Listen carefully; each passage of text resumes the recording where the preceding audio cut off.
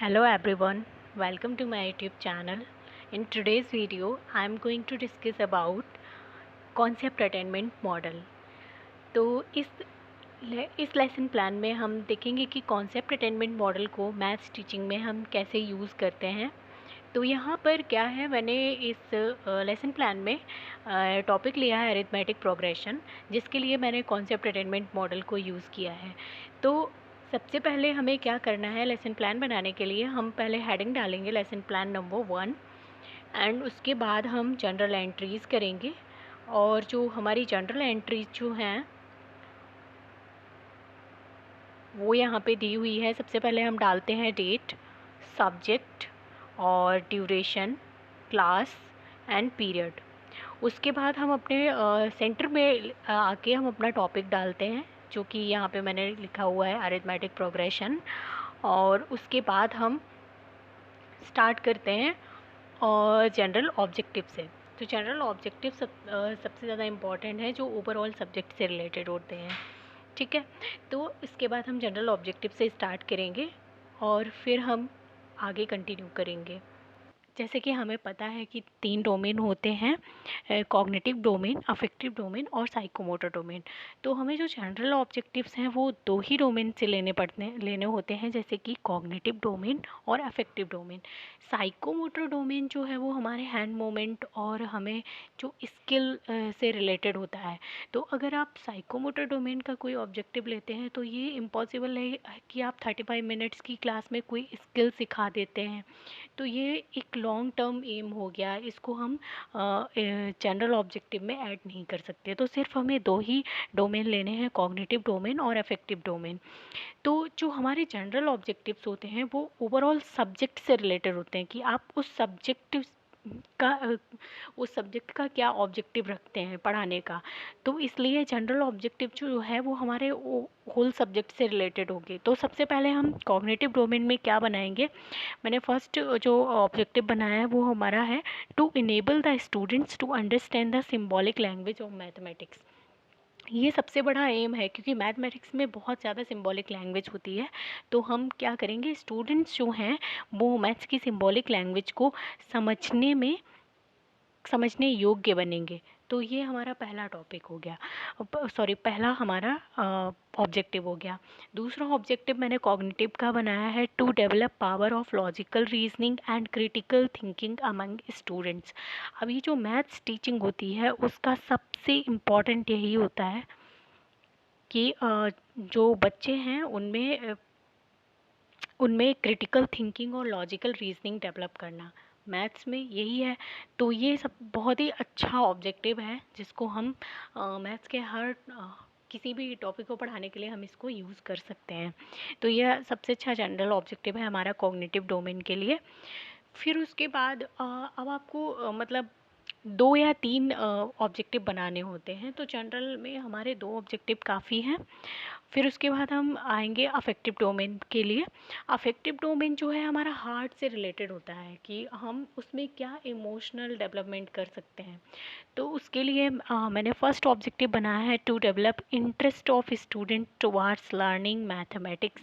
मतलब उनके अंदर इंटरेस्ट डेवलप करना जो है, ये काफ़ी अच्छा ऑब्जेक्टिव है।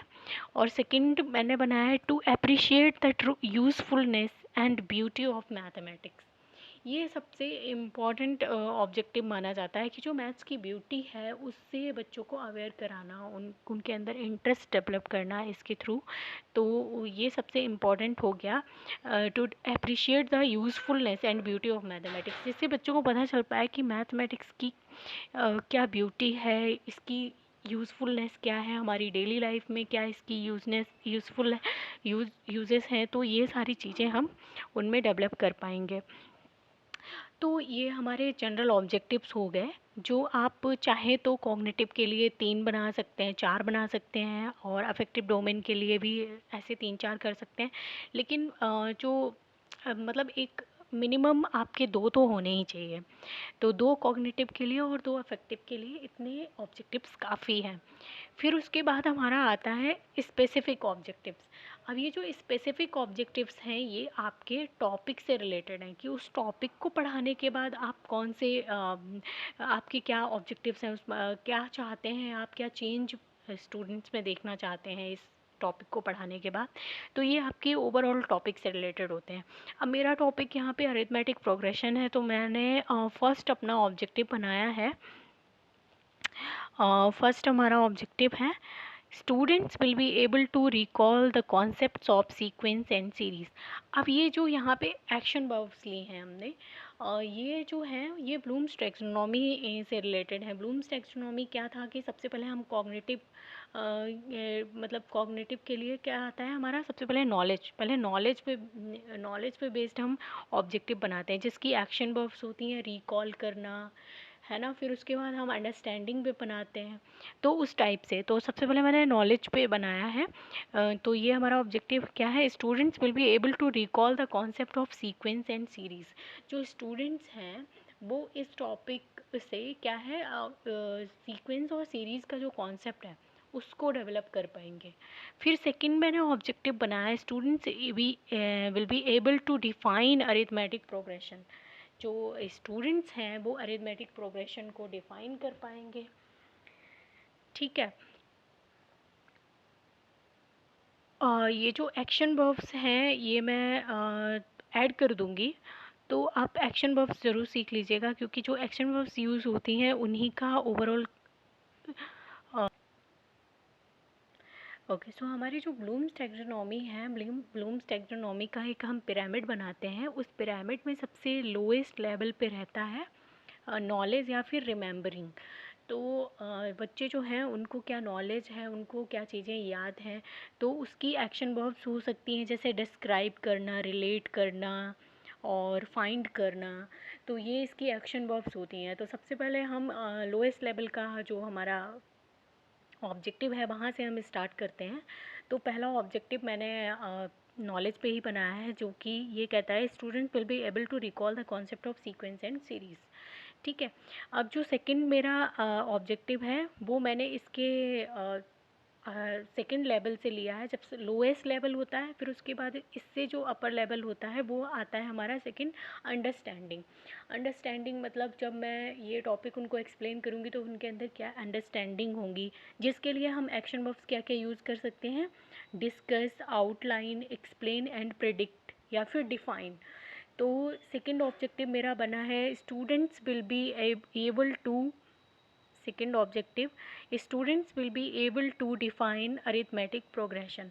अब जो स्टूडेंट्स हैं वो अरिथमेटिक प्रोग्रेशन को डिफाइन कर पाएंगे।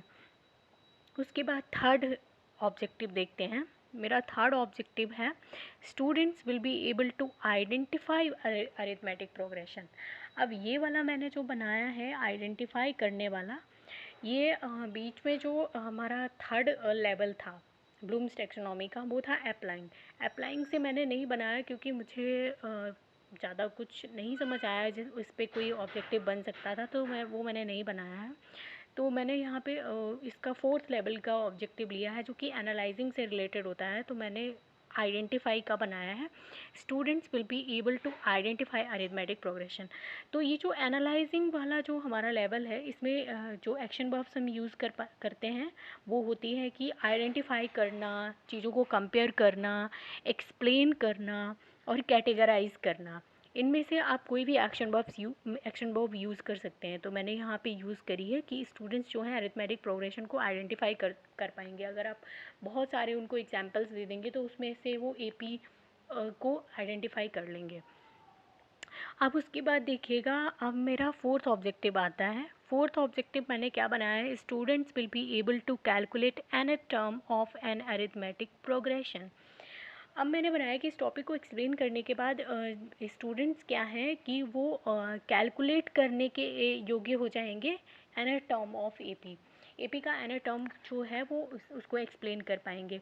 तो अब ये सॉरी कैलकुलेट कर पाएंगे। तो ये कैलकुलेट करना ये हमारे आ जाएगा ये भी हमारा बहुत हाई लेवल का नहीं है ना, तो मैं इसको इवैल्यूएटिंग में ले जा रही हूँ ना ही मैं इसको क्रिएटिंग में ले जा रही हूँ। तो ये वाला ऑब्जेक्टिव जहाँ तक है मेरा उसमें आ रहा है अंडरस्टैंडिंग में आएगा या फिर नहीं, हाँ सॉरी, ये हमारा अप्लाइंग का हो गया, तो मैंने थोड़ा ऊपर नीचे कर दिया है। जो मेरा फोर्थ वाला ऑब्जेक्टिव है इसको मुझे थर्ड नंबर पे रखना चाहिए, क्योंकि ये अप्लाइंग का है। अप्लाइंग मतलब मैंने जो पढ़ाया उस नॉलेज को स्टूडेंट्स अप्लाई कर पा रहे हैं अरिथमेटिक प्रोग्रेशन को कि एन टर्म को कैलकुलेट करने के लिए। तो ये हमारा अप्लाइंग ऑब्जेक्टिव का हो गया। और थर्ड वाला हमारा हो गया किसका, आइडेंटिफाई करना। आइडेंटिफाई आता है हमारा एनालाइजिंग में। तो ये थोड़ा सा गड़बड़ है। अब थर्ड और फोर्थ को फोर हमें ऊपर कर लेना चाहिए और थर्ड को नीचे लाना चाहिए, क्योंकि थर्ड हमारा हाईएस्ट लेवल का है आइडेंटिफाई वाला। ठीक है, तो ये हमारी ओवरऑल बात हो गई ऑब्जेक्टिव्स पे। आई होप आप लोग को ऑब्जेक्टिव्स क्लियर हो गए होंगे। और बाकी जो ब्लूम्स टैक्सोनॉमी का जो पिरामिड है वो मैं आपको इमेज जो है वो इसमें ऐड कर दूँगी। ओके, तो अब देखते हैं, अब हमारा आता है नेक्स्ट स्टेप क्या है, प्रीवियस नॉलेज। तो अब इसमें हमें ये देखना पड़ता है कि स्टूडेंट्स को इस टॉपिक के लिए क्या प्रीवियस नॉलेज आप एक्सपेक्ट कर रहे हैं उनसे कि ये नॉलेज उनको होनी चाहिए, उसके बाद आप एक्सप्लेन करेंगे। तो इसमें यही है कि students have basic knowledge about sequence and series. मतलब हम बहुत ज़्यादा एक्सपेक्ट नहीं कर रहे हैं, बस इतना चाहते हैं कि स्टूडेंट्स को सीक्वेंस और सीरीज़ की बेसिक नॉलेज होनी चाहिए। ठीक है, तो अब हमें क्या करना है, इंट्रोडक्टरी क्वेश्चंस बनाने हैं। अब इंट्रोडक्टरी क्वेश्चंस बनाने के लिए हम क्या करेंगे, कुछ क्वेश्चंस पूछेंगे आपको। 2 या 3 क्वेश्चन, 3-4 क्वेश्चन पूछने होते हैं, बहुत ज़्यादा भी नहीं। तो ज़्यादा भी पूछ सकते हैं, वो आपके टॉपिक पे डिपेंड करता है। तो ठीक है, यहाँ पे मैंने इंट्रोडक्टरी क्वेश्चंस जो बनाए हैं वो 2 बनाए हैं। फर्स्ट क्वेश्चन क्या है, फर्स्ट क्वेश्चन जैसे मैं पूछूंगी, what do you understand by arithmetic sequence. मतलब कि आप अरिथमेटिक सीक्वेंस से क्या समझते हैं। तो अब इस आंसर होगा, अ सीक्वेंस इज फाइनाइट और infinite list of numbers that follow a certain rule. जो मतलब एक लिस्ट है कुछ नंबर्स की और वो एक रूल को फॉलो कर रहे हैं, लाइक उनमें 1+1 ऐड हो रहा है या फिर कुछ माइनस हो रहा है, तो इस टाइप से। तो सेकेंड क्वेश्चन मेरा होगा, जैसे 1 2 3 4 5 है, is a sequence, so which rule is being followed here. तो अब मैं पूछूंगी कि यहाँ पे कौन सा रूल फॉलो हो रहा है, तो आसानी से बता पाएंगे स्टूडेंट्स की 1 2 3 4 5 is a finite sequence of natural numbers. Natural numbers का सीक्वेंस है और इसमें 1 1 ऐड हो रहा है। ठीक है, अब मैंने थर्ड क्वेश्चन बनाया। अब मैं ये थोड़ा डिफ़िकल्टी लेवल बढ़ाती जा रही हूँ कि मतलब एक क्वेश्चन ऐसा आएगा जिसमें वो आंसर नहीं कर पाएंगे, फिर मैं अपने टॉपिक को इंट्रोड्यूस करूँगी। तो मैंने डिफ़िकल्टी लेवल थोड़ा बढ़ाया और मैंने क्वेश्चन पूछा, a list of numbers is given in which the difference between 2 successive term is constant, then what shall be call that list. मैंने पूछा कि एक लिस्ट दी है, वहाँ पर 2 सक्सेसिव टर्म्स के बीच में जो डिफरेंस है वो कांस्टेंट है, एक कांस्टेंट डिफरेंस है उनके बीच में, और वो 1 बाय 1 इंक्रीजिंग ऑर्डर में बढ़ते जा रहे हैं। तो वहाँ पे तो हम उस सीरीज़ को क्या बोलेंगे, मैंने उस सीरीज़ का नेम पूछना चाहा। तो अब ये प्रॉब्लमेटिक क्वेश्चन हो गया, तो स्टूडेंट्स आंसर नहीं कर पा रहे हैं, तो मैं फिर अपना स्टेटमेंट ऑफ एम दूंगी। जो मेरा ये है, today we will discuss about concept of arithmetic progression. तो अब इसके बाद क्या करना है, मुझे अरिथमेटिक प्रोग्रेशन को मैं डिफ़ाइन करूँगी। फिर उसके बाद मैंने फर्स्ट टीचिंग पॉइंट लिया है, यहाँ पर फर्स्ट टीचिंग पॉइंट लिया है मैंने, इंट्रोडक्शन ऑफ अरिथमेटिक प्रोग्रेशन। ठीक है, अब जहाँ से हमारा प्रॉब्लमेटिक क्वेश्चन जो स्टार्ट हुआ है, उस क्वेश्चन का आंसर करने के लिए ही हमें टीचिंग पॉइंट स्टार्ट करना है। ऐसा नहीं है कि हम कुछ और पढ़ाने लग गए, मतलब आंसर वो कुछ और नहीं कर पाए, हम कुछ और पढ़ाने लग गए। तो ये सारा कुछ इंटर रिलेटेड होना चाहिए। ठीक है, तो अब मैंने टीचिंग पॉइंट लिया है इंट्रोडक्शन ऑफ अरिथमेटिक प्रोग्रेशन, जिसमें मैंने टीचिंग मेथड यूज़ किया है कॉन्सेप्ट अटेनमेंट मॉडल। ये जो है ना कॉन्सेप्ट अटेनमेंट मॉडल, ये आपको किसी भी सब्जेक्ट में यूज़ कर सकते हैं और ये बहुत ही आसान सा और इंटरेस्टिंग रहता है, क्योंकि मैं इसमें स्टार्टिंग से ही बहुत ज़्यादा डिफ़िकल्टी लेवल नहीं होता और बच्चे इसको ज़्यादातर एंजॉय करते हैं। तो ठीक है, और इसमें हम टेक्निक क्या यूज़ कर रहे हैं, क्वेश्चन एंड आंसर टेक्निक। ठीक है, हम बहुत बहुत सारे ड्रिल टेक्निक भी लिख सकते हैं क्योंकि हम यहाँ पे सॉल्व भी करा रहे हैं, तो ज़्यादातर तो हम क्वेश्चन आंसर टेक्निक ही यूज़ कर रहे हैं, ठीक है। टीचिंग रिसोर्सेज, अब आप कोई भी रिसोर्सेज ले जा रहे हैं, कोई चार्ट पेपर बना के ले जा रहे हैं या कुछ भी, तो वो आप सारे रिसोर्सेज लिख दीजिएगा, क्योंकि मैंने जिस टाइम टीचिंग करी थी तो ऑनलाइन करी थी, तो ये मेरा ऑनलाइन टीचिंग वाला लेसन प्लान है, तो इसमें मैंने पीपीटी, इमेजेस और वाइट बोर्ड ही यूज़ किया था, तो मैंने यहाँ पे मेंशन कर दिया है। अब उसके बाद हमें प्रेजेंटेशन स्टार्ट करनी है। प्रेजेंटेशन में हमारे 3 पॉइंट्स होते हैं, 3 कॉलम बनते हैं। हमें पता है कि पहला कॉलम हमारा टीचर्स एक्टिविटीज़ का होता है और सेकंड कॉलम हमारा होता है स्टूडेंट्स एक्टिविटीज़ का, ठीक है। और थर्ड कॉलम हमारा बनता है वाइट बोर्ड वर्क का। तो ओके, तो प्रेजेंटेशन टीचिंग एक्टिविटीज़ के फर्स्ट कॉलम में हमारा आएगा presentation of exemplars and non exemplars. तो अब ये जहाँ यहाँ पे एग्जाम्पलर्स और नॉन एग्जाम्पलर, हम लॉट ऑफ एग्जाम्पलर्स और नॉन एग्जाम्पलर्स जो हैं वो प्रेजेंट करेंगे स्टूडेंट्स के सामने। तो स्टूडेंट्स क्या करेंगे, the students will observe the exemplars and non exemplars, वो उनको ऑब्जर्व करेंगे, देखेंगे कि क्या क्या यहाँ पे लिखा हुआ है। फिर उसके बाद क्या होगा, ओके, तो हमने यहाँ पे एग्जाम्पल्स और नॉन एग्जाम्पल्स प्रेजेंट करे। तो अब क्या है कि बहुत सारे एग्जाम्पल्स आपको लिख देने हैं, लगभग मतलब 8 या 10 तो होने चाहिए, क्योंकि जब हम इनको क्लासीफाई करेंगे तो हमें मतलब डिफरेंस पता चलना चाहिए, तो जितने ज़्यादा एग्जाम्पल्स होंगे उतना ज़्यादा इफ़ेक्टिव रहेगा। तो यहाँ पे मैंने लगभग 6 एग्जाम्पल्स लिख दिए हैं, ठीक है। अब क्या करना है, अब हमें स्टूडेंट्स को बोलना है, वो ऑब्जर्व कर लेंगे। फिर उसके बाद हमारा आएगा क्लासिफिकेशन। दूसरा पॉइंट जो आता है इस मेथड में वो आता है क्लासिफिकेशन। तो teacher will motivate the students to classify the examples in 2 rows. अब टीचर क्या करेगा, स्टूडेंट्स को बोलेगा कि ये जितने एग्जाम्पल्स आपको दिए गए हैं इनको आप क्लासीफाई करिए रो 1 एंड रो 2 में। इनमें आपको कुछ ना कुछ डिफरेंस दिख रहा होगा, तो जो सिमिलर एग्जाम्पल्स हैं उन्हें रो 1 में रखिए और जो अदर्स हैं उनको रो 2 में, ठीक है। तो teacher will present the classification of examples by the students on white board. अब स्टूडेंट्स बोलते जाएंगे और टीचर उनको रो ए और रो वी में इस तरह से लिखता जाएगा, ठीक है। उसके बाद सिमिलैरिटीज़, उसके बाद हमारा पॉइंट आएगा सिमिलैरिटीज़ एंड डिससिमिलैरिटीज़। अब क्या है कि टीचर क्या करेगा, उन दोनों में सिमिलैरिटीज़ और डिससिमिलैरिटीज़ बताएगा। जैसे फर्स्ट क्वेश्चन पूछेगा, what are the similarities among examples in row A. Students बोलेगा कि आपने जो इनको रो ए में रखा है तो वो क्यों रो ए में रखा है, आपको क्या सिमिलैरिटीज़ दिख रही हैं वहाँ पर। तो स्टूडेंट्स आंसर करेंगे, in all the examples in row A, in all the examples in row A, we see that successive term are obtained by adding a fixed number to the preceding term, ठीक है। इसी तरह से फिर teacher पूछेगा कि what are the dissimilarities among examples in row A and row B, तो इसका आंसर स्टूडेंट्स करेंगे। फिर उसके बाद क्या होगा, फिर हम नेक्स्ट पॉइंट लेंगे जो जिसमें होगा नॉमेनक्लेचर।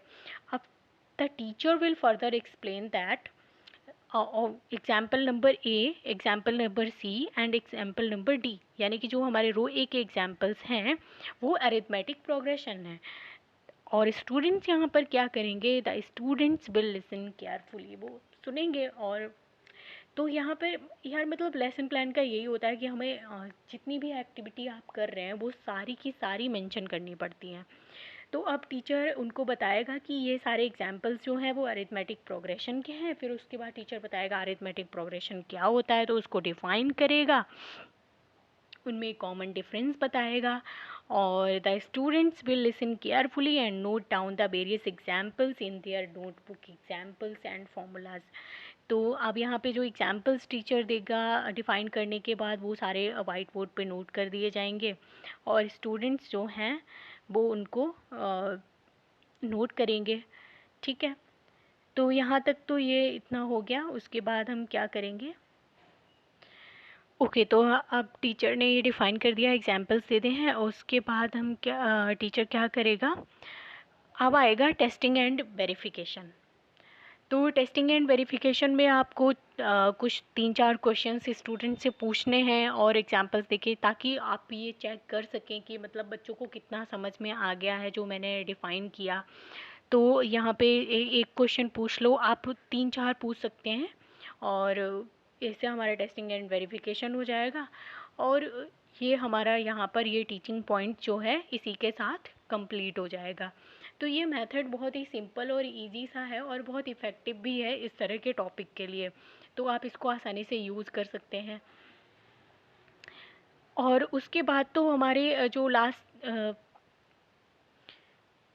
ओके, तो यहाँ पे मैंने एक ही टीचिंग पॉइंट अभी आपको एक्सप्लेन किया है, और मैंने ऑलमोस्ट जब हम लेसन प्लान बनाते हैं तो हमें लगभग 3 टीचिंग पॉइंट तो लेने पड़ते हैं। तो आप चाहे तो अलग अलग जो है अलग अलग मेथड्स यूज़ कर सकते हैं तीनों पॉइंट्स के लिए। अब मैंने एक टीचिंग पॉइंट लिया था तो उसका मैंने ये कॉन्सेप्ट अटेनमेंट मॉडल यूज़ किया था। अदर जो टीचिंग पॉइंट हैं सेकंड एंड थर्ड, एक में मैंने डिडक्टिव मेथड यूज़ किया है और एक में मैंने इंडक्टिव मेथड यूज़ किया है। ठीक है, तो वो टीचिंग पॉइंट्स मैं बाद में एक्सप्लेन करूँगी। और लास्ट जो हमारा सभी लेसन प्लान का होता है वो हमारा इवैल्यूएशन होता है। इवैल्यूएशन के बाद हम समरी बताते हैं यानी कि क्लोज़र, और उसके बाद हम रिकैप कराते हैं। तो ये यहाँ पर इसके साथ हमारा रिकैप के साथ जो हमारा लेसन प्लान है वो कंप्लीट हो जाता है। तो यही थी ओवरऑल एक्सप्लेनेशन हमारे कॉन्सेप्ट अटेनमेंट मॉडल की। Okay, thank you.